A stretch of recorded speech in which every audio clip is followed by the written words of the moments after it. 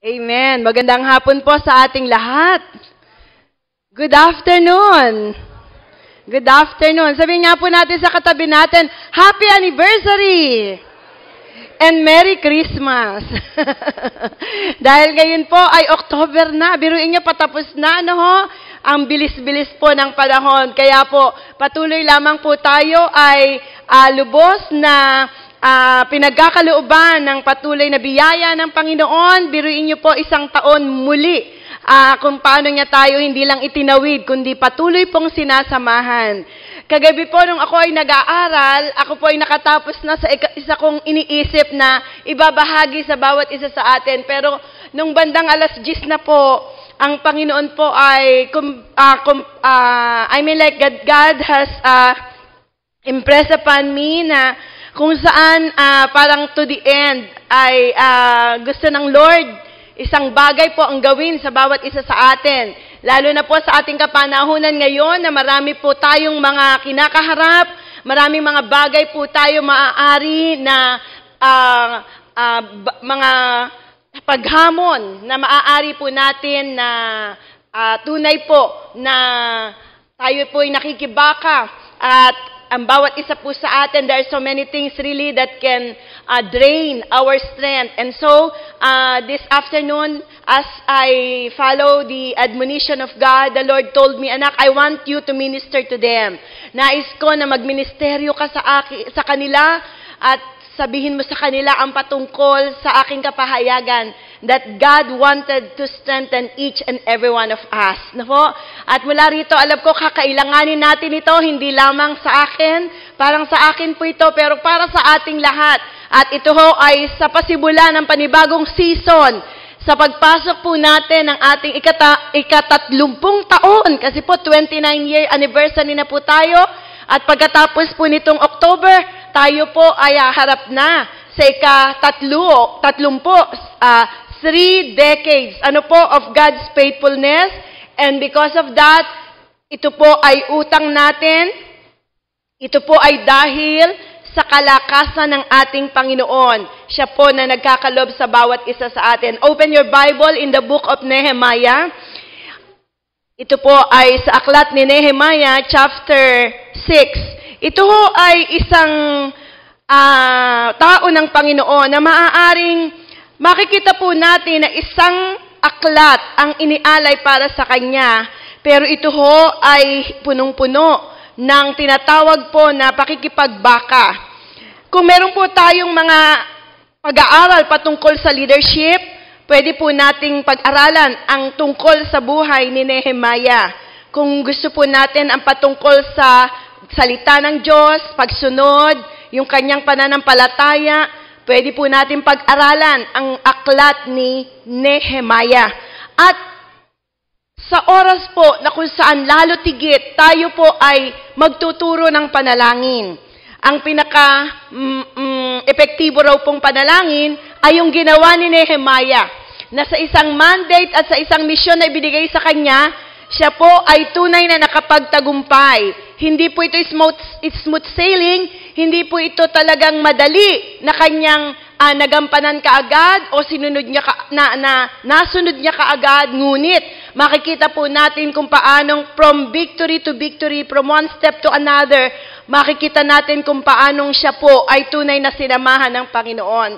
So I want to share to you the believer's strength. Ano po ang naging kalakasan, tagumpay at sekreto ni Nehemiah kung bakit po siya tunay na nakapagtagumpay. At mula po dito, kung meron tayong maiisip, mga kapatid, na kung saan ay pinakamahalagang panalangin na maipapanalangin na isang Kristiyano, ay ito po una ay yung panalangin na tayo nakakilala sa Panginoon. Pero ang pangalawa ay ang panalangin ni Nehemiah. At masasabi ko po ito ang panalangin, this kind of prayer is the prayer that we will be needing again and again. Nehemiah chapter 6 verse 9. Buksan po natin ang ating mga Biblia mula po sa unang mga talata. Nehemiah chapter 6 from verse 1 up to verse 9. When Sanballat, Tobiah, Gesem, and Arab and the rest of our enemies found out that we had almost completed the rebuilding of the wall, though we had not yet hung all the doors of the gates, they sent me a message asking me to meet them in one of the villages in the plain of Ono. But I realized they were plotting to kill me. So I replied by sending back this message to them, I am doing a great work. Why should I stop to come and visit with you? And 4 times they sent the same message, and each time I gave the same reply. In verse 5 and 6, the 5th time, Sanballat's servant came with an open letter in his hand. And this is what it said. Geshem tells me that everywhere he goes, he hears that the Jews are planning to rebel. And that is why you are building the wall. He claims you to plan to be their king.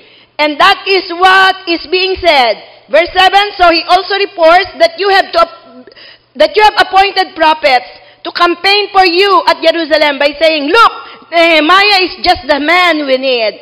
And you can be very sure that I am going to pass these interesting comments on the King Artaxerxes. And I suggest that you come and talk it over with me, for that is the only way you can save yourself. And verse 8, and my reply was, you know that you are lying. There is not one bit of truth to the whole story. Verse 9, you are just trying to scare us into stopping our work. Oh Lord God, please strengthen my hands. Mga kapatid, ito po yung isa sa pinakamakapangyarihang panalangin. Pinakakailangan, one of the most important prayer that we will be praying again and again as we journey in this life. And you know, as we can see it in the New International Version, it says, they were all trying to frighten us, thinking their hands will get too weak for the work and it will not be completed. But I prayed, now we strengthen my hands. Ang sabi pong ganoon, they were trying to frighten us. Tinatakot sila. Na kung saan sa kanilang pagkatakot, ang kanilang mga kamay ay hihina. Sa English Standard Version, sabi rito, for they all wanted to frighten us, thinking their hands will drop from the work. Titigil sila. And it will not be done. Hindi mangyayari. Could you imagine, in the first verse of chapter 6, no? Sabi pong ganoon, at this time, after 5 chapters in Nehemiah, the wall, the rebuilding of the wall, was already almost completed. It's almost complete. It is just the door. Some of the doors ay hindi nakahang doon sa gates. And pero alam niyo po, patuloy at patuloy na binabalikan sila ng kaaway. Satan will again try to come back to you and try to discourage and fear us sa bawat endeavor na ating ginagawa. At mula po dito, makikita natin almost finished. Pero ang kaaway, alam niyo po ganyan, ano ho? Ikaw ay tumatrabaho and then Satan cannot scare you, but yet, even in the final moment, even in the last quarter, in the last lap, kung sa basketball yung last 2 minutes, no? Kumbaga po kung papaano na sa kahuli-hulihan, narayaan ang kaaway hanggang ikaw ay nais niyang i-discourage at hindi magawa ang trabaho ng Panginoon, gagawin niya yon. Tingnan niyo po doon sa ibang rendition sa King James Bible, for they all made us afraid, saying their hands shall be weakened from the work, that it may not be done. Now therefore, O God, strengthen my hands. And these are the prayer, brothers and sisters, that we should be praying again and again. In the Bible, there are so many prayers that was answered. And there are so many promises also about how the Lord can strengthen us. In Psalms 138, David has prayed, in the day when I cried, you answered me and strengthened me.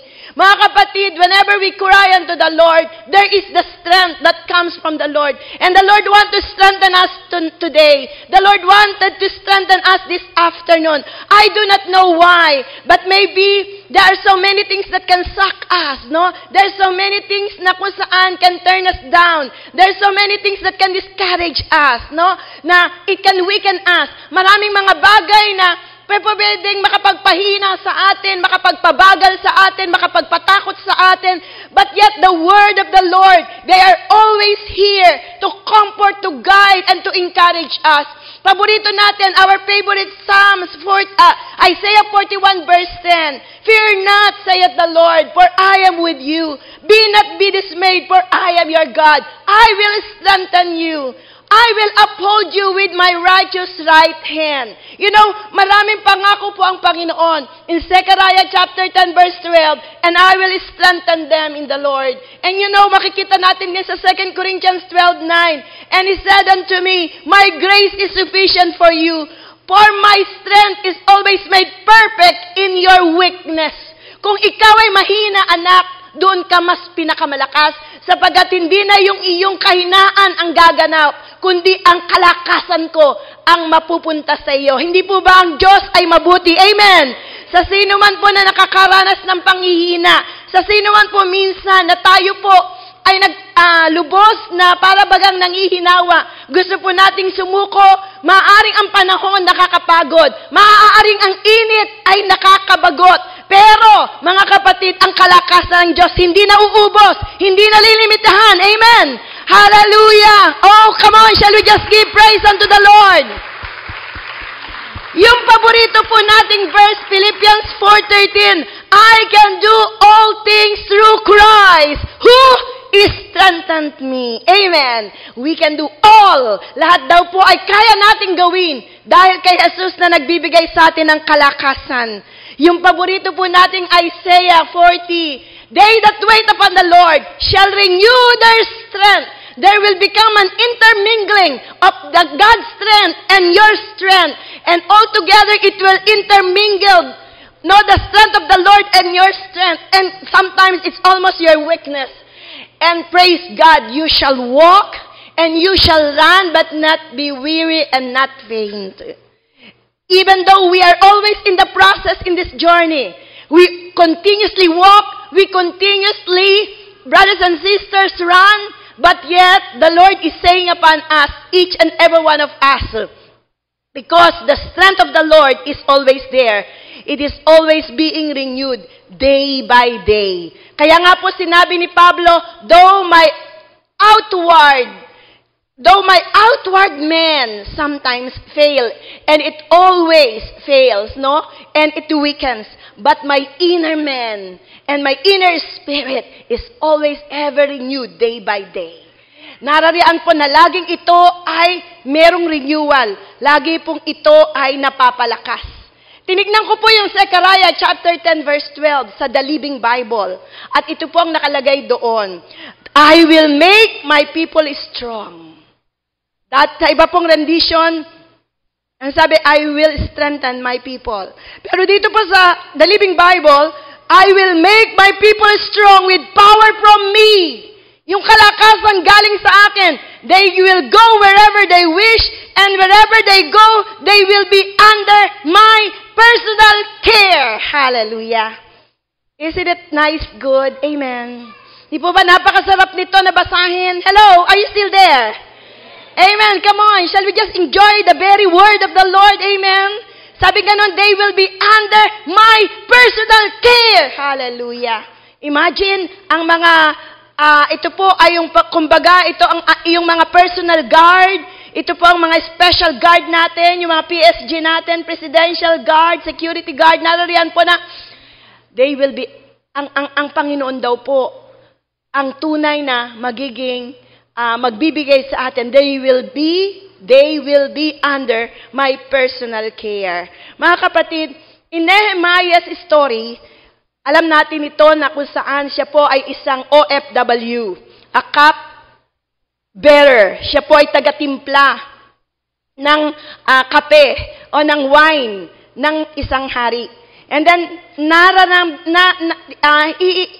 he learned na nalaman niya na kung saan ang kanya pong bansa ay lubos na ito po ay napapahamak, lalo tigit, nagagapi, and the worst thing is the wall is still in ruin. Alam niyo po, there are so many people already and leaders na nakakita ito And as far as I know, 100 years na nakaruin ito. Pero mga kapatid, when Nehemiah heard about this, he wept, he did not eat, nag-fasting siya. He cried, he's just an ordinary OFW, overseas worker. Pero alam niyo po yung kabigatan na yon. And you know what? Yung pong bagay na ito kung papaanong siya ay tunay na nagdaghoy.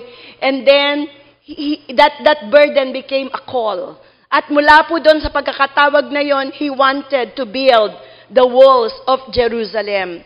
Mga kapatid, mula po dito makikita natin what is Nehemiah's strength. Bakit po siya nagtagumpay? The Bible says in 52 days it was built. And you know, he is not a builder. Meaning to say, Nehemiah is not a carpenter by profession or an engineer by profession.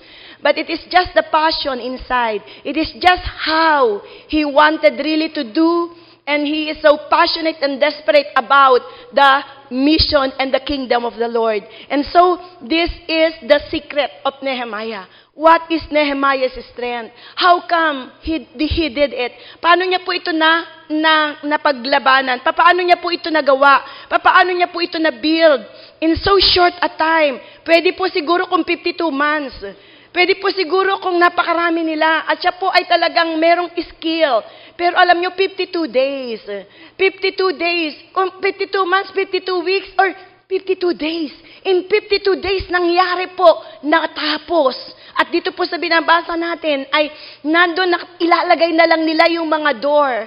Ilalagay na lang nila yung mga pintuan doon po sa wall na yon. Kung kayo po ay mapupunta sa Jerusalem, makikita nyo po yung wall na yan, napakalapad. Ang mga kotse, mga 4 na kotse po, pwede po dyan na ito po'y dumaan. Ganun po kalapad at ganun po kung gaano kung gaano po ito tunay na napakatibay. Mga kapatid, and this is, could you imagine what God can do in an ordinary man, isang ordinaryong tao na kung saan ay nagpagamit sa Panginoon, hindi sa kanyang lakas, kundi sa lakas na nagmumula sa Diyos. Tingnan po natin kung ano ang kalakasan ni Nehemiah. First, Nehemiah's strength was in his dedication to God. You can have the strength because you are desperately dedicated to God.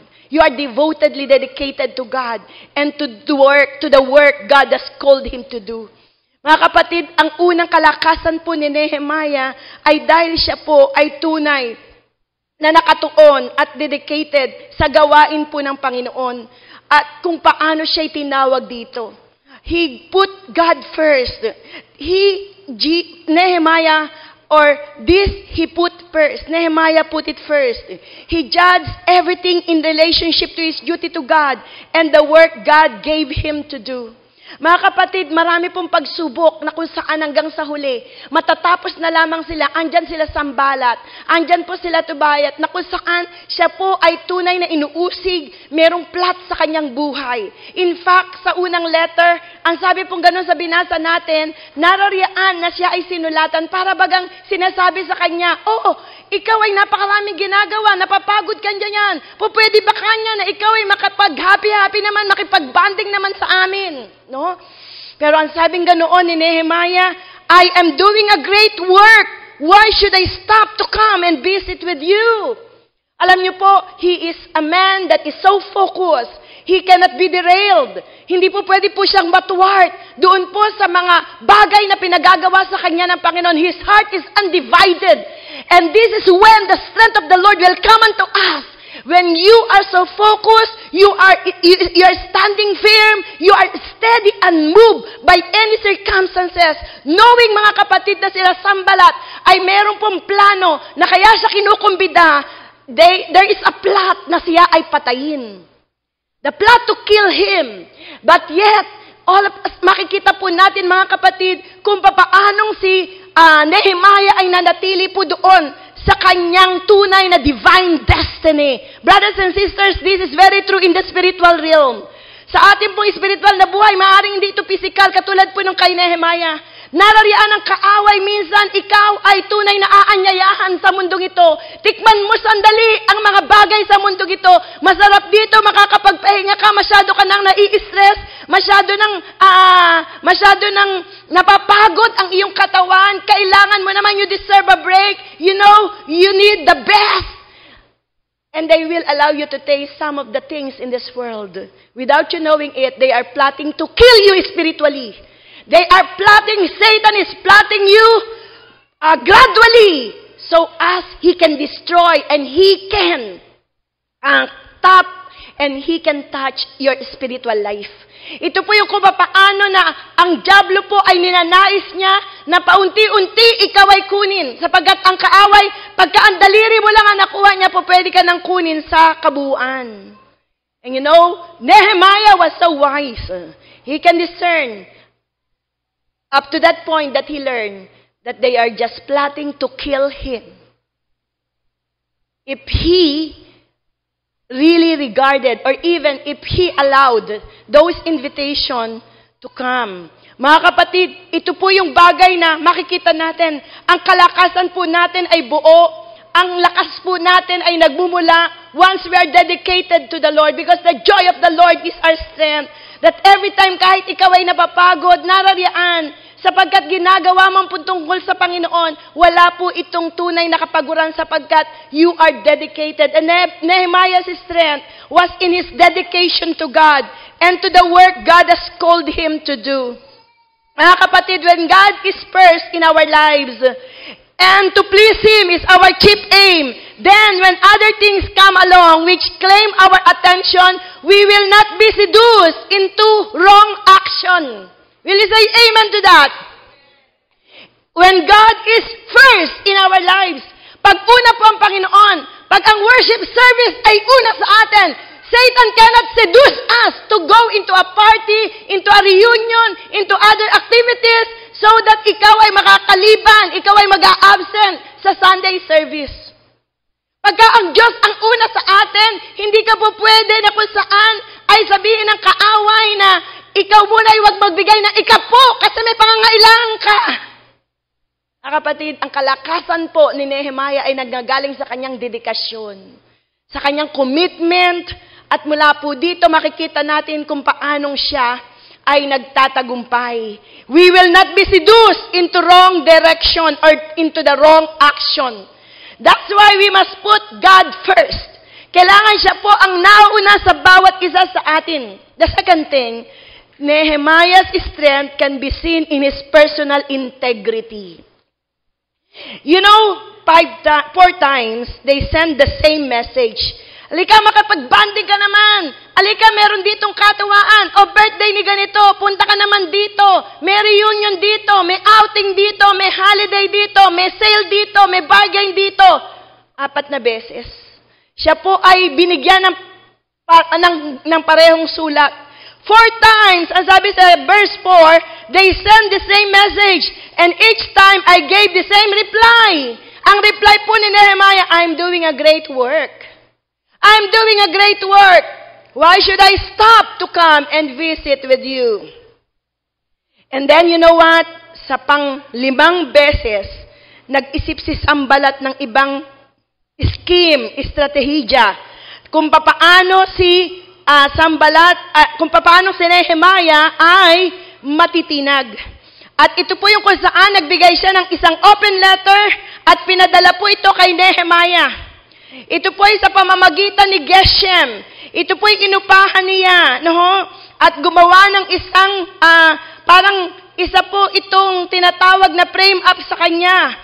Geshem tells me that everywhere he goes, he hears that the Jews are planning to rebel.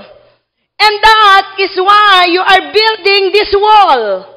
And you even hired a prophet para sabihin, you know, this is Nehemiah the Great. And this is the kind of person that we wanted to lead us. We needed Nehemiah. Yun po ang nakasaad sa open letter. Sa open letter na yun, mga kapatid, dinidiscredit po ang integridad ni Nehemiah. Ginawan siya ng kwento. Ito po yung kung saan ay hindi siya makuha sa mga allurement, sa seduction, sa mga bait, o doon po sa mga paanyaya ng mga bagay sa mundong ito. Ang bagay namang ginawa sa kanya ngayon ay sinira ang kanyang reputasyon. Ipinagkalat na ang mga Hudyo ay gustong magrebelde, kaya nagtatayo sila ngayon ng wall, at dahil dito, si Nehemiah ay kumuha ng isa na magsasabi, na isang propeta, na sinasabing siya ang bagay na maging leader ng mga Hudyo. At mula po dito, ang sabing ganon ni Nehemiah, mga kapatid, ang sagot lang po niya sa mga bagay na ito, you can be very sure that I am sabi ganoon ni Sambalat, you can be very sure na ipapasko to, I am going to tell these things to the king. And so Sambalat is saying, before I do that, better you should meet me so that we can settle it down. Alam niyo po, ito ang scheme ni Sambalat at nila Tobiah at yung pong kanyang mga kasamahan. Pero alam niyo, dito po sa verse 8, sabi niya gano'n, my reply was, you know you are lying. Alam niyo na nagsisinungaling kayo. Walang katotohanan, kahit na maliit na bagay, walang katotohanan sa buong istorya na sinasabi niyo. You are just trying to scare us into stopping our work. And that's why in verse 9, ang sabi niya ganoon, oh God, oh Lord, please strengthen my hands. Panginoon, palakasin niyo po ang aking kamay. Sa mga bagay na ito, mga kapatid, ito po yung panalangin na kung saan ay naipanalangin ni Nehemiah. Yung pong kalakasan na yon, sa pamamagitan po ng kanyang dedikasyon, sa pamamagitan po ng kanyang integridad. Mga kapatid, makikita po natin that there is nothing true sa allegation sa kanya. Kaya nga naman, ang sabi niya ganon, you know for sure that you are lying. And that there's nothing that is true to what you are saying, just trying to scare me. Kaya ang bagay pong ito ay ipinanalangin na lamang po ni Nehemiah. Lord, ang sabi niyang ganoon, please strengthen my hands. You know, wala kang dapat ikatakot pagka ikaw ay walang ginagawa. Sa maraming mga pagkakataon, kahit na ano ang bagay na sabihin sa'yo, kung alam mo na ikaw ay tama sa Panginoon, if you know that you are right, then you can go ahead. Kahit na ano po ang pagbibintang o ang paninira na pwedeng sabihin sa atin ng tao, if your heart is right before the Lord, you do not have to fear. You know, no one should fear anything. You don't need to fear if you fear God. Kung may takot ka sa Panginoon, wala kang dapat ikatakot. Especially if your heart is right before the Lord. And with that integrity that he has, he was a good man. Nehemiah is a good man. And in his public life and in his work, he walked and lived as God would have him do. Kung ano ang pinagagawa sa kanya ng Panginoon, his strength was in this. And this is where the Christian will find his strength. Tingnan po natin. Sabing ganoon, sa pamamagitan po ng pagiging matuwid at sa pamamagitan po na tayo ay tunay na may katwiran sa harapan ng Panginoon. Doon po tayo napapalakas. Sapagkat napakahirap kaya kung ikaw ay maitinatago. Nakapangihina kaya yun na ikaw ay palagi na lamang na lumulusot at nagsisinungaling. Napakahirap kaya na kung saan ay may nagmumulto sa iyo at hindi ka makatulog. Sapagkat hindi ka nagsasabi ng totoo. O meron kang mga motibo at may mga plano ka sa buhay mo. O meron kang bagay na tinatangka sa kapwa mo. Napakahirap at nakakapagod kaya yun. Nakapangihina kaya yun. Pero kung ikaw malinis ang puso mo, kung ikaw maayos ang isip mo, kung wala kang iniisip at wala kang sinasabi sa kahit na sino, mga kapatid, makakatulog ka ng mahimbing. Narariyaan, ikaw ay makapagpupuri. At mula rito, ang kalakasan mo ay parang laging nabubuo. Palagi ito, mga kapatid, na papalitan sa bawat araw. Sa bawat araw, pinalalakas tayo ng Panginoon sapagkat tayo po'y lumalakad ng matuwid sa kanyang banal na harapan. Amen! Amen! Hallelujah! Come on, let there be praise in the house! Nehemiah is a good man. Nehemiah, brothers and sisters, in his public life, in his work, he walked and lived in God. Na kung saan, whatever God wanted him to do. And that's why, because of this, he is being strengthened. Doon po siya napapalakas. Alam niyo po, marami pong politicians ngayon, siguro po, dahil uso na, eleksyon na, Andyan po yung batuhan, yung po mga nagnakaw ng pidap o yung mga tao na kung saan ay talagang nangurakot sa ating bayan, yung pong hindi makatotohanang naglingkod, yung pong talagang nanagana lang para sa kanyang sariling kapakanan, yung pong may mga motibo na kung saan siya lamang po ang nagpapasasa, ang lahat po ng mga exploitation at ang lahat po ng mga bagay na kung ito ay lubos na nakapagbibigay ng sakit sa puso ng Panginoon. Kapatid, ito po'y makapangihina. Pero alam niyo po si Nehemiah, ang lakas po niya ay nagbumula sapagat meron po siyang magandang integridad. Wala siyang dapat ikatakot. Wala po siyang dapat mga kapatid na ipanagot. At mula dito ang kanyang ipinanalangin lamang ay ganito, Lord, strengthen my hand. Strengthen my hand. Sapagat mula po dito ay patuloy po siyang napapalakas. At mula po dito yung pangatlo, kung hindi ka tunay na nakuha ng kaaway, doon po sa mga salita na kung saan ay ibabato sa iyo, sa umpisa mga kapatid ay yung parang mga tunay na tinatawag na mga, yung pong mga entrance, yung mga makakaagaw ng iyong mata. Pero sa susunod yung sa emosyon, medyo mahirap po ang emosyon. Lalo na po maraming tao, pagka po very sensitive, may masabi lang, kahit hindi naman totoo, nagmumukmuk na, parang narariyan na, nakatapusan na ng mundo sa kanila. Marami po mga tao sensitibo. Wala kang dapat na ikalungkot, wala kang dapat ikatakot kung hindi naman totoo. At ang lahat ng anumang bagay na ipinupukol sa iyo, if it is not true, then it will just die a natural death. And you know what? People has their own, they have their own right to think whatever they wanted to think. And you cannot control whatever they wanted to think. But what you can control is your heart. You can control your emotion. You can control how you will react. Ang mga tao, kahit na ano isipin yan, hindi mo kayang i-control. Di mag-isip sila na mag-isip. Basta ang mahalaga, nakakatulog ka ng mahimbing.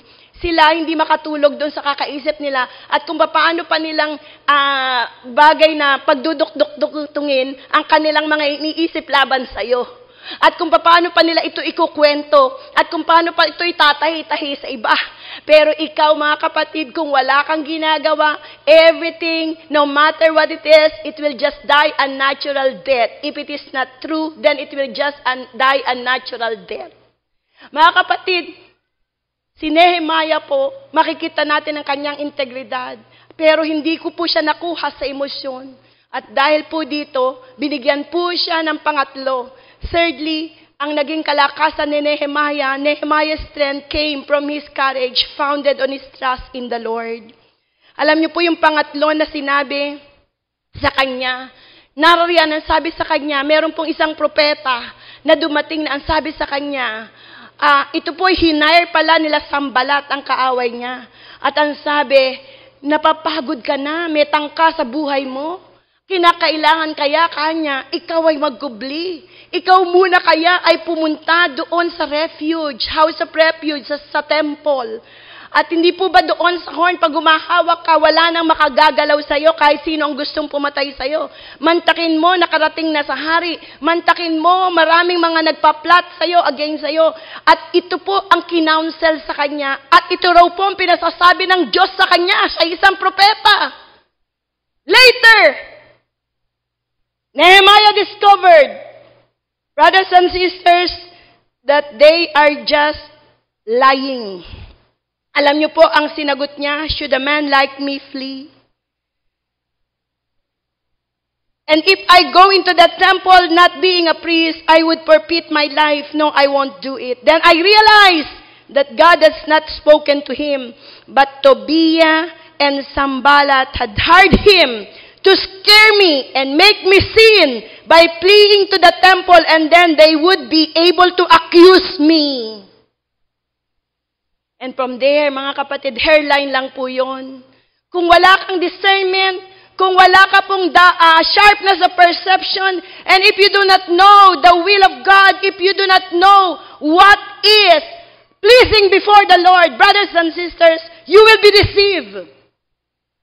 And from there, sabing ganon, it is a prophet na nagsasabi sa kanya, praise the Lord, because he knew what is the will of God. He knew that he is in the center of God's will. then he knew that God will be by his side. Being in God's will, he knew he could trust in the Lord for his life. Dahil alam niya na nandun siya sa kalooban ng Diyos. Narariyan po that he can trust God sa kanyang buhay. Hindi po siya mapapahamak. Why? Because God is beside him. And he should not fear men. And he was able to perceive the sin in the counsel that he was being given to hide in the temple. Mga kapatid, he cannot, parang hindi niya po ito kayang gawin na kung saan ay magkakasala siya at alam niya sapagkat alam niya ang batas ng Diyos. Alam niya ang salita ng Panginoon. You know, in the first instance, he evaluated everything from the point view of God's will. That God's will come first. And so, sabi pong ganoon, he could detect that counsel was being given was against God's will. Kaya nga po sinabi niyang ganoon, magtago ka, ang sabi ganoon ng propeta, magtago ka, yan ang pinasasabi ng Diyos. Pero ang sabi niyang ganoon, should a man like me flee? I am not that man who will flee. Bakit ako magtatago? Wala akong ginagawang kasalanan. And I have nothing to scared. Wala akong dapat ikatakot. Because he was able to discern the very spirit that it was against the word of God. And that he perceived that it is a sin. That he is going to hide in the temple. It is against God's will, brothers and sisters. And this is very, very, very important.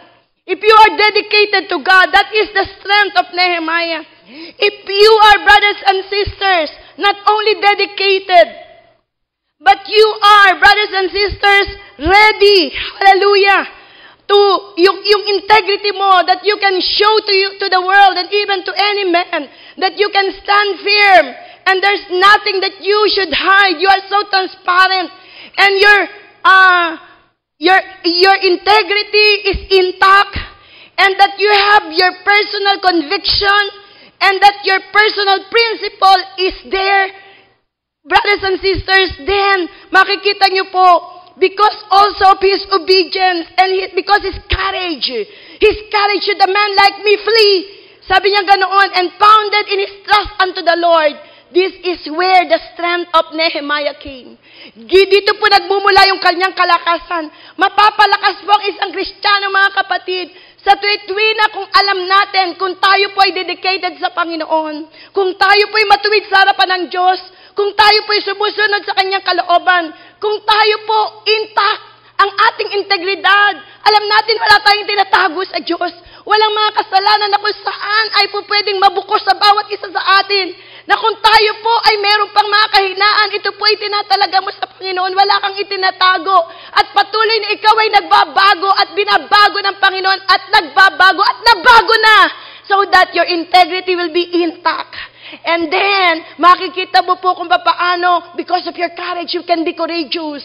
Ikaw ay magiging matapang to face whatever circumstances, whatever obstacle, whatever are the deterrents for that divine destiny na pinagagawa ng Panginoon sa bawat isa sa atin. Mga kapatid, then you can have the strength of the Lord. Yung kalakasan po ng Panginoon.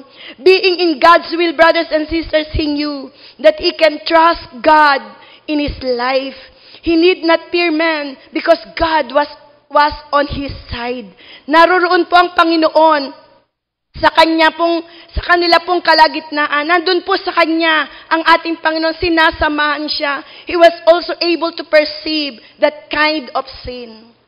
And this is very, very important sa atin po bilang mga Kristiyano, that we can always pray sa ating pong panalangin, sa kanyang panalangin, mga kapatid.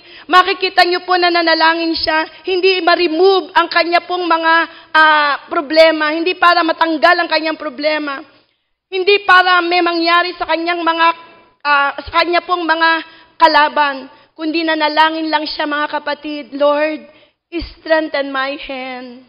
Alam niya po na ang lakas ng Panginoon ay nasa kanya.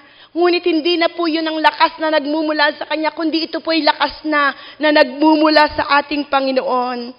And from this, makikita natin kung ano po ang weapon ni Nehemiah. Alam po natin kung ano po ang kanyang tunay na panlaban. Ano po ang kanyang ginamit ng mga sandata upang siya'y magtagumpay. Si Apostol Pablo po, sinabi niya, ang ating weapon, ang ating warfare ay spiritual. Kaya naman spiritual din po dapat ang ating pong mga pamana, ang ating pong mga instrumento sa ating pong mga labanan. Our weapon are God's word and prayer. And this is Nehemiah's weapon. Wala na pong iba. At ito po ang tunay na makapangyarihan na pwede pong tunay na magbigay sa atin ng katagumpayan. Si Nehemiah po, ang kanya pong tunay na panlaban ay ang salita ng Diyos at ang panalangin. He knew what is the word of God. He knew the will of God. He is consecrated on this will. He trusted the promises of God. And what he did next is just to pray. Brothers and sisters, by God's word, we know the will of God. And by prayer, we place ourselves in the hands of God. Sa salita ng Diyos, alam natin, ito pong salita ng Diyos, pag binasa mo, alam mo na kung anong kalooban ng Diyos. Ito po ay matibay na panlaban sa anumang gawa ng kaaway. For the word of God is quick and powerful, sharper than any two-edged sword. Magkabila ang tulis nito, piercing even into the dividing asunder of your soul and spirit, and it may discern what are the intents of your minds and your thoughts. Mga kapatid, ang salita ng Diyos ay makapangyarihan. Heaven and earth will pass away, but the word of God will remain forever and ever. Sinabi po sa Biblia, walang anumang kuwit, walang anumang tuldok na hindi nangyayari sa salita ng Diyos. Forever the word of God are settled in heaven. Mga kapatid, ang salita ng Diyos ay unang-una na ating pong sanggalang, ang unang-una po natin na tunay na armas pa sa ating labanan, sa warfare na ito. And if you know the will of God, if you know the word of God, you know the will of God. And if you know the will of God, by prayer, we place ourselves in the hands of God. Because you know the word of God, you know the will of God, and you are living in the will of God. Therefore, what you need to do next is just to place your life into the hands of God. Ilagay na lang po natin ang buhay natin sa kamay ng Diyos. At mula rito, sapagkat ikaw ay nasa kalooban ng Diyos, pag nasa kalooban ka ng Diyos, alam mo na kasama mo ang Diyos. Sa pamamagitan po nito, ikaw ay pinalalakas ng Panginoon sa commitment mo, sa focus mo, sa attention mo, sa consecration mo sa Kanya, doon po sa iyong devotion sa Kanya, sa integridad, at gayon din mga kapatid kung papaano na ikaw ay nagtitiwala sa Kanya.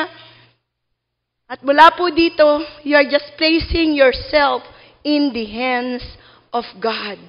Brothers and sisters, makikita po natin kung papaano po na sa kanyang panalangin, sa lahat ng ito po ang kanyang naging panalangin.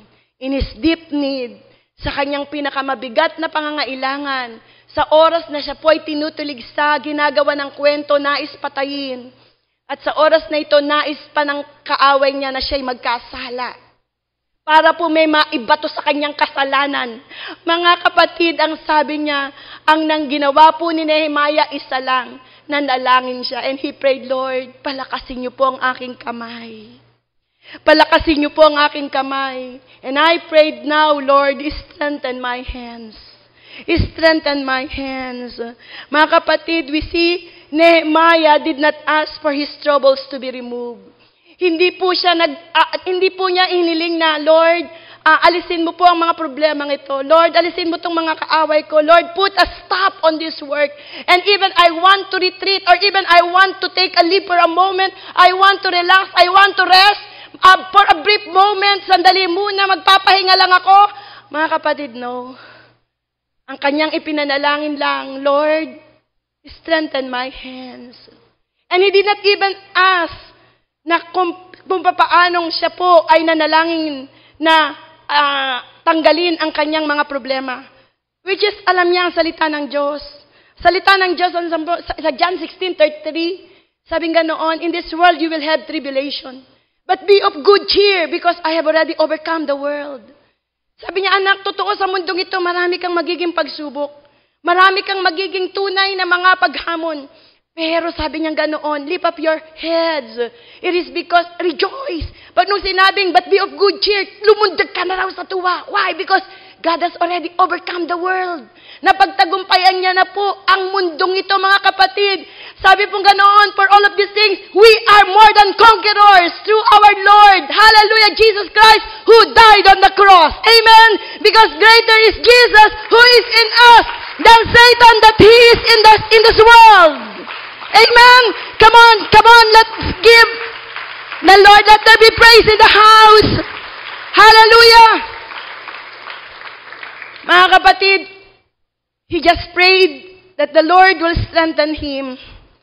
And he prayed firstly that God will strengthen him to stand firm, to face his enemies unafraid, and to go forward in the work of God without diminishing.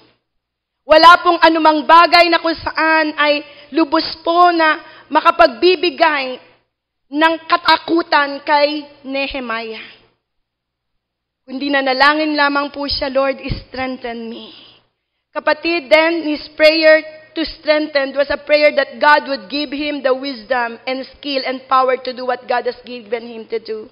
It was a prayer that God would strengthen him, his mind with wisdom, his body with energy, his affection, that they may be strong for God, and his will and his action, that they may be just what the work needed.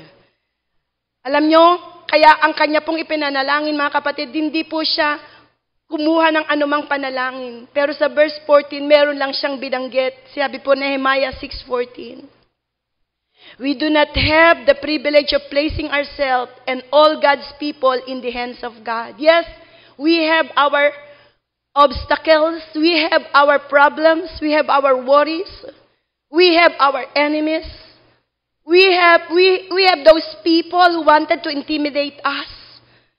But you know what? We do not only have the privilege of placing ourselves to God and all of God's people in the hands of God, but we are able to place even our enemies into the hands of God.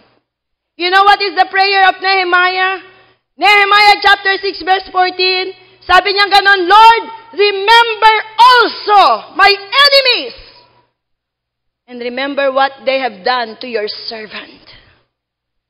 Yun po ang kanyang ipinanalangin lang. Sabi niya, Lord, remember also my enemies. Oh my God, I pray, don't forget all the evil of Tobiah Sanballat, Noadiah the prophetess, and all the other prophets who have tried to discourage your servant. Lord, do not forget what evil they have done to your servant. Hallelujah. Alam niyo po, you can always pray that God, hallelujah, will just take care of your enemies.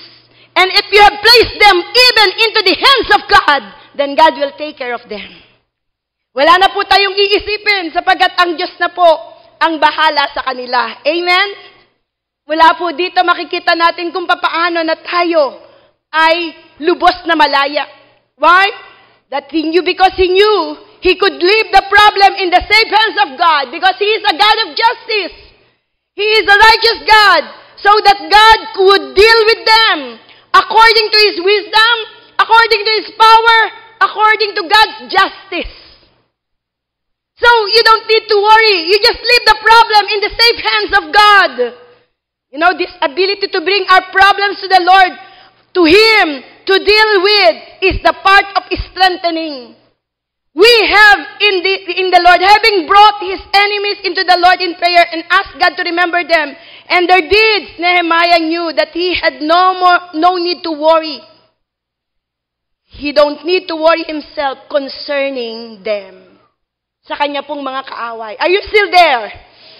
There are times na tayo po ay may struggle. There are times hindi natin kaaway, pero hindi talaga maganda ang ugali. There are times na hindi maganda ang pakikitungo sa atin. Hindi unfair. No, the good news is, in as much as you can always place your lives into the hands of God, maging yung nag-i-intimidate sa atin. And those people who are disagreeable, those people who are unlovable, those people whom we cannot really easily understand. Brothers and sisters, we can also place them into the hands of God, into the safe hands of God. Amen? Praise God. Hallelujah. At mula po dito, wala tayong dapat na isipin. Tayo po'y nakakatulog na mahimbing, sila ay hindi. Sapagkat inilagay na po natin lahat ito sa mabiyayang kamay ng ating Panginoon. Amen? Pagpalain po natin ang Diyos. Hallelujah! Hallelujah! You know what? The gracious hand of God is always, it will always uphold us. The gracious hand of God is upon us. During the time of Nehemiah, and then, makikita na po natin sila Ezra, sila naman po ang nag-build ng temple, sila Haggai, sila Hosea, narariyan po, nagkaroon sila ng kabigatan dito. And you know what? The gracious hand of God is upon them. And we prayed that He would give us a good journey and protect us, our children and our good as we travel. You know, the gracious hand, ang mabiyayang kamay ng Diyos, ay kaya po tayo mga kapatid na bigyan ng mabiyayang paglalakbay sa mundong ito. Life is a journey. And while we're still traveling, brothers and sisters, there will be tough. Life is tough, but God is good. God is gracious. Our Father is gracious. And He is going to protect us. Not only you, but your children. And He is going to protect our goods. God is a good provider. He is going to preserve the goods. He is going to give us His provision. As they prayed, as they wait upon the Lord, as they fast, sabi pong ganoon, God is going to preserve them. The gracious hand of God, brothers and sisters, the hand of God moved consistently into play only for those who climb mountains. Doon po sa mga tao, mga kapatid, na meron pong mga kabigatan, those mountains in our lives, those mountains, yung mga bundok ng problema. Mga kapatid, God consistently, the hand of God is consistently moving. Ang kamay po ng Diyos ay consistent. Ito po ay lagi narariyan, nakabantay sa bawat isa sa atin. In every step of the way. Consistent into play. Doon po sa patuloy na lumalaban.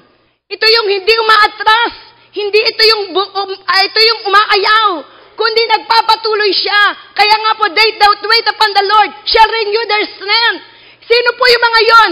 Those who are walking and those who are running, not those who are just sitting and doing nothing. Yung pong Isaiah na yun, they that wait upon the Lord shall renew their strength. Palalakasin ka ng Panginoon katulad ng isang agila. You will keep on walking and running and not faint. Yun po yung pag ikaw ay patuloy na lumalakad. At yan po ang proseso. Patuloy ka na lumalaban. Patuloy kang tumatakbo. Pero kung wala kang ginagawa, hindi ka naman sasama ng Panginoon kasi wala namang gagawin sa'yo. Wala ka namang ginagawa. Ano gagawin ng Panginoon? Hindi ka naman umaakyat ng bundok. Kayang-kaya mo na yan. Nakaupo ka lang Ano itutulong ng Diyos? Hello? Sabi mo sa katabi mo, hindi ikaw yon. Gising ka pa ba? Hello? Hello? Mga kapatid, those who keeps on pushing the mountains, those who keep on fighting the good fight of faith, hallelujah, the gracious hand of God is upon you. Amen? And that's why sometimes you get tired, sometimes you get weary, sometimes you will faint, pero hindi ka raw magfe-faint. You will not be weary like an eagle because you wait upon the Lord. The strength of God is upon you because you keep on walking, you keep on running, you keep on fighting the good fight of faith. Amen. Hallelujah. Being militant in the Lord. Hallelujah, because the joy of we can do all things through Christ who is strengthened us. Amen. You know, mountains also speak about our dreams. The mountain speaks about Caleb when he said, "Give me my Hebron. Give me my mountain." Although there are so many giants in that mountain. But yet, never mind. I was 40 then and now I am 85. But I am as strong as it was 45 years ago. Hallelujah. Because Caleb, he was so dedicated. Caleb really trusts God. And he keeps his identity before the Lord. Mga kapatid, those mountains, those dreams, those prayers, you know, God's hand will move consistently in our lives. Hallelujah. Brothers and sisters, the hand of God is not merely God's power, but God's person. And this is what I want. Our God is a personal God.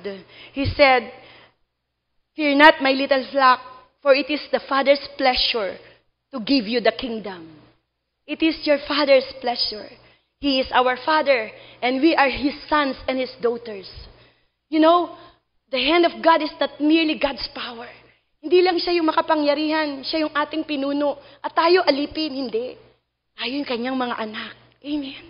Hindi yung kung saan, sige, lumabang ka na, ikaw ay alipin. At kung mamamatay ka, di mamamatay ka. At kung masasaktan ka, hindi ko yun maaalala. At kung ano man ang mangyari sa'yo, no? Why? Ang turing niya sa atin, mga anak. And He is a personal God. You can always be so transparent. You can cry. You can be so authentic and even you can be so open. Pwede natin sabihin sa tatay natin, natatakot po ako. Pwede natin sabihin sa kanya na kung saan tayo po ay nangihina na.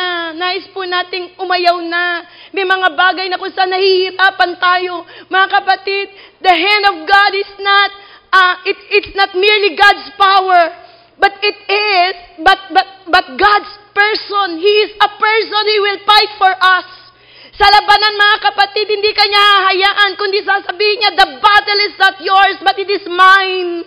Kaya nga po yung lakas na yun, hindi lakas mo, kundi lakas ng Diyos, na pag ikaw ay lumalaban, hindi ka nag-iisa, sabagat kasama mo si Kristo, Jesus and I. Amen.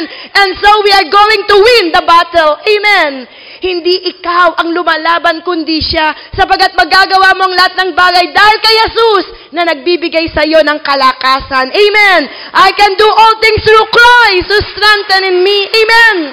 Na nagpapalakas sa akin. And I like this. He is a personal God. He can understand the feeling of our infirmities. He is being hurt pagka tayo rin po ay nasaktan when we are hurting. He can also cry when we are crying. He is moved with the feeling of our infirmities. When we are disappointed, the Lord will always go beside us. He will always carry us, brothers and sisters. Narariyan po na nauunawaan niya tayo because He is our Father. Siya po yung nagkatawang tao at mula dito, naunawaan niya ang ibig sabihin nito. Mga kapatid, ang maraming bagay na kung saan ay ating puminsan na ay pinaglalabanan, hindi po tayo nag-iisa. Yun po ang pinakamasarap doon, we are not alone. It is not just yung God's power, wherein, well, yes, we have a powerful God, but what about if your God is not a good God?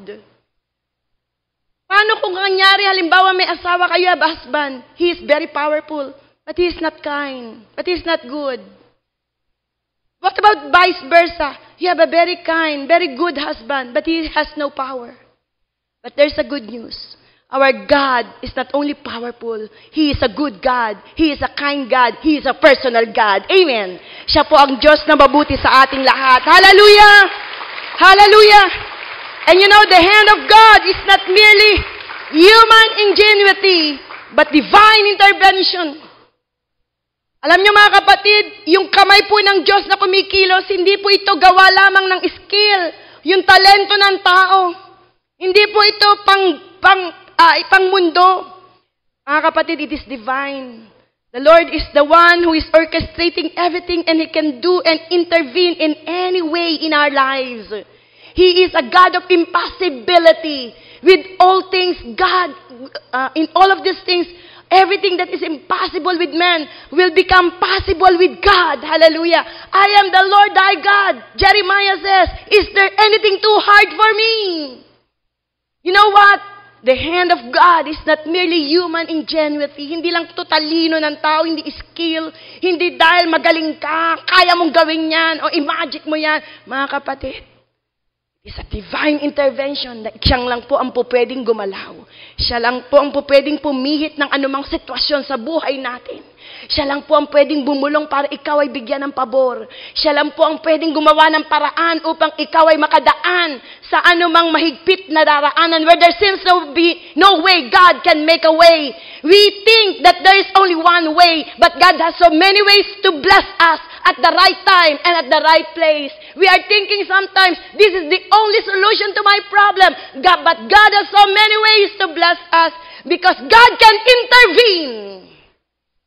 Kaya po niyang mamagitan sa anumang sitwasyon sa ating buhay. When we acquire this property, ang ating pong kalaban na bumibili dito ay Hapon.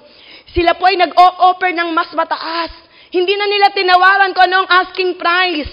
At may commission pa siyang 1 milyon. Pinakita niya na sa akin ang cheque. May commission akong 1 milyon. May down payment na silang 2 milyon. At sa kanila ko na ito ibibigay. Ang sabi ko sa kanya, kami po ay mula sa church. Pagka po yan ay binigay nyo sa isang Hapon, gagawin lang po itong isang restaurant at magiging red house. At hindi po ito makapagbabago sa ating bansa. Hindi po ito makapagbabago ng tao. Pero pag sa church nyo po yan ibinigay, lalawak ang gawain ng Panginoon. Hindi po siya Kristiyano. At alam nyo po, at ang sabi niya ganoon, eto na. Pero sabi niya ganoon, hindi ako mapakali. Ewan ko ba kanya, bakit ba lagi kong nire-reschedule yung aking pakikipag-usap sa Hapon at lagi ikaw ang kinakausap ko. Ikaw pagkausap pa kita, tawad ka pa ng tawad. No? Ginagawa mong parang isda itong binibili mong lote. Sabi sa akin, alam mo Ligaya, sabi niya, napaka-nobis mo. Sinabihan mo, matanda ko kasi yun no? Sabi niya ganoon, alam mo ba, sabi niya, lote ang binibenta na. Ang mga binibenta ko lote, hindi isda. Bakit ka naman tawad ng ganito? Ako nga wala pang komisyon sa'yo, sabi niya. Pero sabi kong ganon, ang Diyos po ang mangungusap sa inyo. Hallelujah. Sa atin po ibinigay ang property na ito. Amen. God can intervene. Amen. Kaya pong gumawa ng Diyos kahit mga imposibleng bagay. Amen. Nung pong binili naman natin itong property ito, wala tayong plano. Pero kada prayer meeting, bakit ba? Kada magpe-prayer meeting, lagi na lang natin nililay hands to. Kasi po ito dati, Friends and Lovers, Red House din. Ito po ay maraming mga bad girls and etc. Nililay hands lagi natin to kasi nga red lighthouse, no? Lay hands, Lord, tibagin mo to, tibagin, no? Tibagin mo yung kasalanan, tibagin mo yung mga kasamaan, yung karaswaan, yung pag-iinom, lahat. Pag nagpipray po tayo, ayos namin, ba't ba tinitibag nyo lang? Ba't di nyo angkinin? Amen. At yan po, mula po dyan, nung kami po yung una makipag-usap, kay Mr. Yupanco, siya po ang may-ari niyan. Pinsan niya po yung sa Yupanco, sa Makati, no? Yung sa Yamaha, etc. Kami po yung nagkita sa isang hotel. At nung nagpakilala ho kami, ako po, si Ligaya Javier, siya po si Vicente Javier. Sabi niya, kayo ba? Sabi niya gano'n, kayo ba yung bibili? Parang mukha wala kami perang pambili. Sabi niya, akala ko hindi kayo ba talaga ang head dyan? Kayo ba, wala na ba akong ibang kakausaping mas mataas sa inyo? At sabi niya, kababata niyo pa kanya. Kababata niyo pa. Sabi niya, pero kami po yung nananalangin na bibili niyan. Praise God. So sa madaling kwento po, ang Panginoon ay kayang mag-intervene. Pag ito po ay, sabi nga pong ganoon, if God will open the door, no one will close. Amen. And if God closes the door, no one can open it because He is our God who is sovereign. He can intervene. Amen. Hallelujah. Hallelujah. Praise God, brothers and sisters. For all of these things, I just want to wind up doon po sa isang verse na kung saan, this is my verse for this year na I just claim it. May proyekto po tayo. And I keep on asking the Lord, there are times that we really become so impatient waiting sa mga bagay, Panginoon, na mga ipinangako ninyo, but we hold on. Pero alam niyo po, ang sabi ng Panginoon, narariyan, huwag ka kanyang mainip, I'm going to strengthen you. And it's found in Zechariah chapter 8. Makikita niyo po, Zechariah chapter 8, 9-12, the word of the Lord, the God of the angel armies, comes and speaks to His people and says, be strong and finish the task, or let your hands be strong. As if the Lord is saying, I know how hard it is. There are times in your life that there will be situation that you keep on lifting up. It is too heavy for you to carry. Sometimes you're not equal to the job. You're always busy clearing the rubbles, doing all the things, petty things, major things, laying stone after stone, rebuilding day after day, sacrificing at heroic way or heroic level, and wanted sometimes to quit, to pack up, and just to go home and give up. And the Lord, our Father, is saying, I understand. I understand it. And I'm here to encourage you to finish it, to stick with it, to keep at it. Sabi niya, anak, huwag kang manghinawa. Magpatuloy ka lang. Stick with it. You know what? Marami pa akong plano. In verse 12, sabi niya, I am planting seed of peace and prosperity.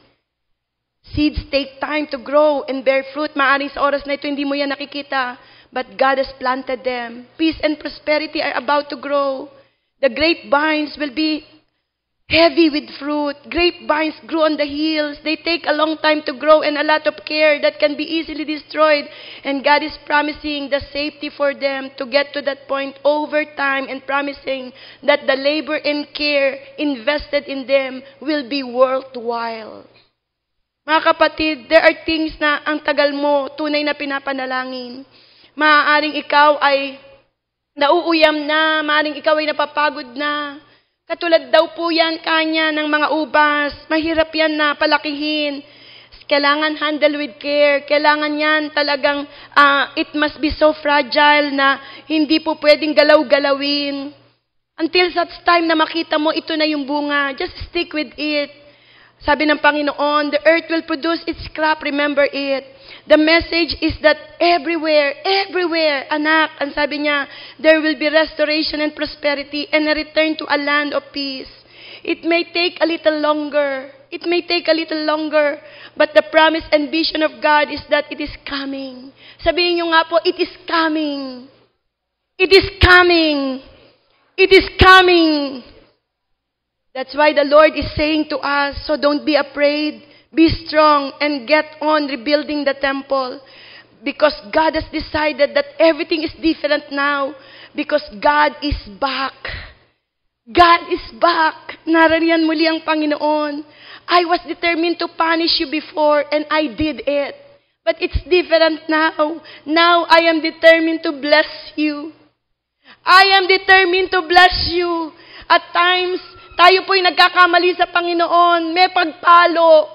May mga bagay na kung saan tayo po'y hinuhubog pa ng Diyos. Tinuturuan niya pa tayo para matuto tayo kung paano humawak talaga ng pagpapala. Sapagkat pag ikaw ay pinagkalooban ng pagpapala, masisira ka lang kung hindi tama ang puso mo. Pagkalooban ka ng napakalaking halaga, pagkatapos ang puso mo ay meron pang ganid, meron pang selfishness, meron pang mga bagay na ibang motibo, wala kang integridad, wala kang dedikasyon sa Diyos, mga kapatid, masisira ka lang. At ayaw ng Diyos na tayo po'y masira.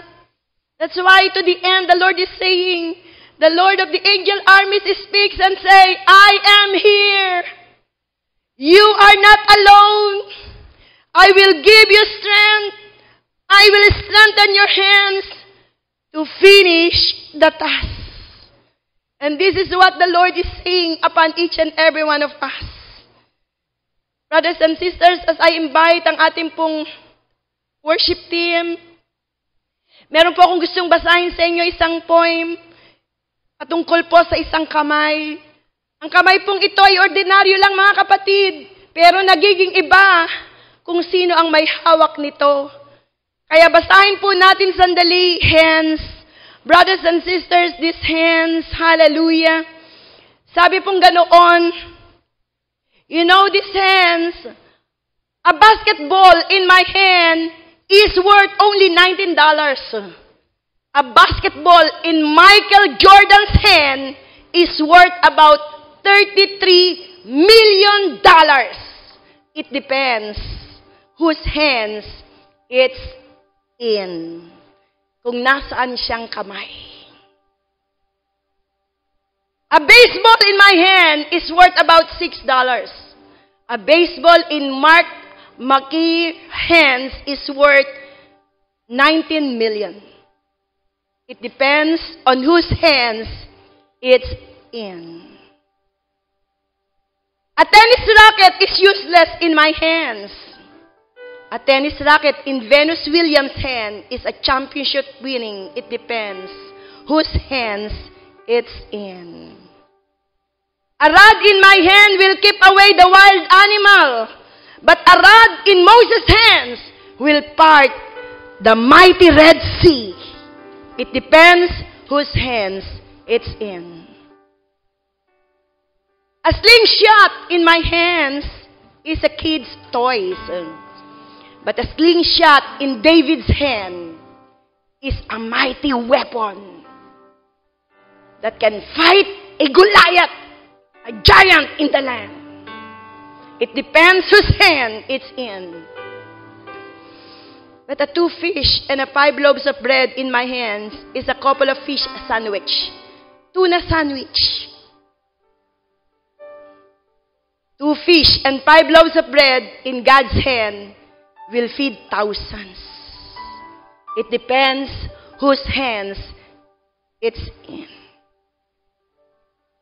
Nails in my hands might produce a birdhouse. It can just produce a birdhouse. But nails in Jesus' hands will produce salvation for the entire world. It depends whose hands it's in. So brothers and sisters, as you see now, it depends whose hands it's in.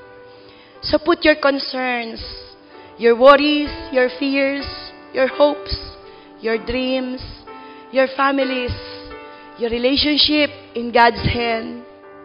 Because it depends whose hand it's in. We can always be so secured. We can always be strengthened. Tayo po'y palaging napapalakas pag alam natin kung sino ang may hawak sa atin. Ang ating buhay, ang lahat ng mga bagay sa atin, ating pamilya.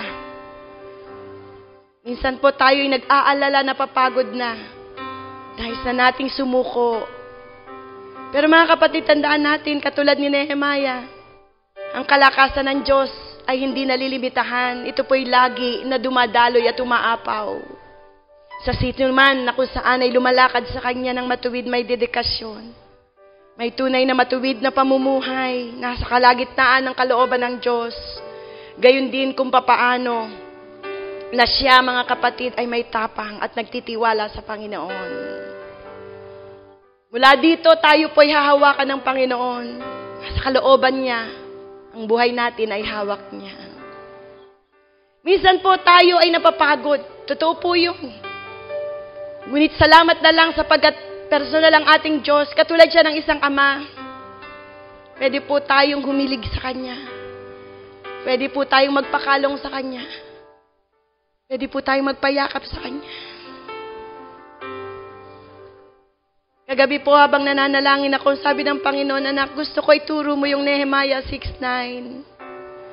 Gusto kong mapalakas ang aking mga anak. Hindi ko po alam kung sino sa inyo yon. May mga pagkakataon na maaring kayo'y nangihina o kaya ngayon.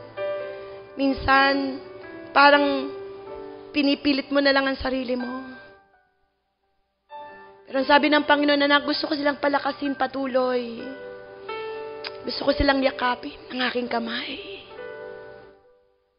Sabi po ng Panginoon, naalala ko yung Psalms 131, like a weaned child in his mother, like a weaned child is my soul. I have stilled and quieted my soul.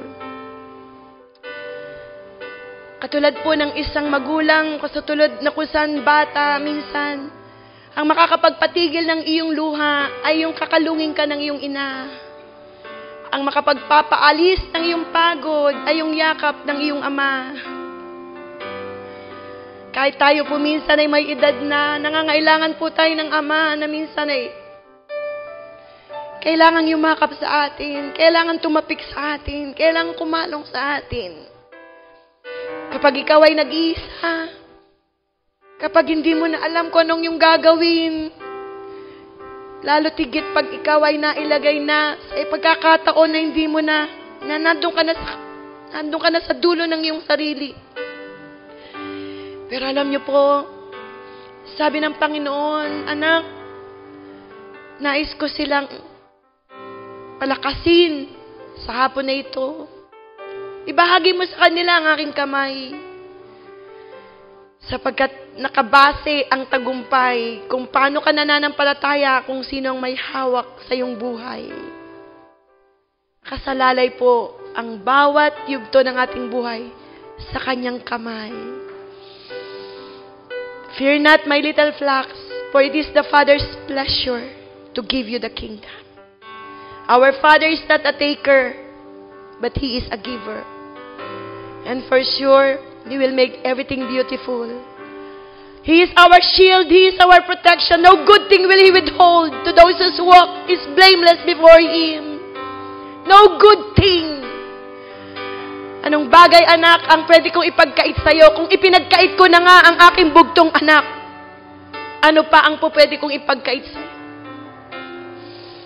Tayo po'y magtiwala lamang. Kaya po natin, magagawa natin ang lahat ng bagay. We can do all things through Christ who is strengthen us. Amen? I can do all things through Christ because His strength is perfect. And all the strength is gone. Because in your weakness, God will become your strength.